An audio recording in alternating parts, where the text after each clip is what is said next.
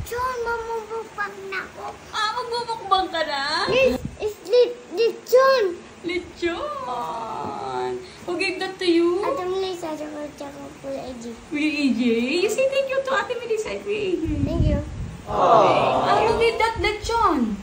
Ate Melissa. And? Kuya AJ. Oh, did you say thank you to them? Thank you. Say thank you to sila Ate Melissa. Yes, yummy. Opo!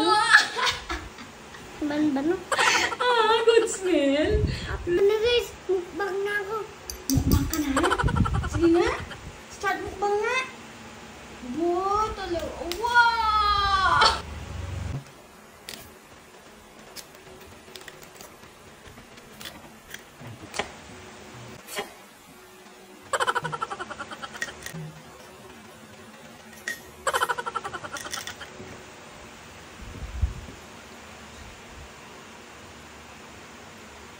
Ang init naman.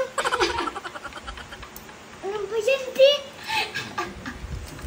Guys, siguro klasin. Kutubang klasin. Ay, sobrang crunchy. Sige nga. Sige nga, papa mo nga. Aba, ang sarap na yan. Grabe. Di na yun. Di na yun.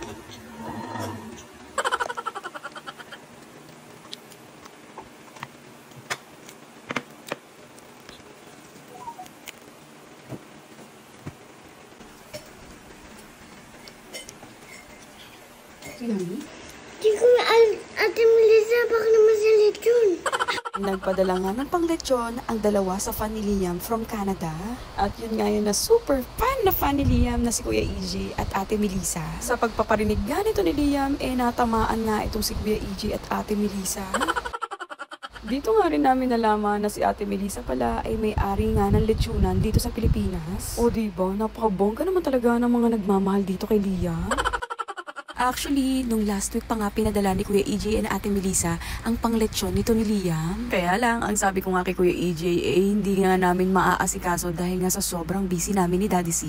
Kaya naman sabi ko, pag nagka-time kami ni Daddy C, ibibili na nga namin ng lechon itong si Liam. Kaya na nga, nung nagka-time kami ni Daddy C, hindi na nga kami nagpatumpik-tumpik pa. Buti nga at nagkataon na cheat day ito ni Liam. Kaya naman kung makikita nyo, itong si Liam sobrang enjoy naman sa kanyang pagkain ng lechon. Kaya naman, in behalf of Don Liam and family, maraming salamat Kuya EJ and Ate Melissa for spoiling Liam. We love you. Ingat po kayo palagi. Bye-bye!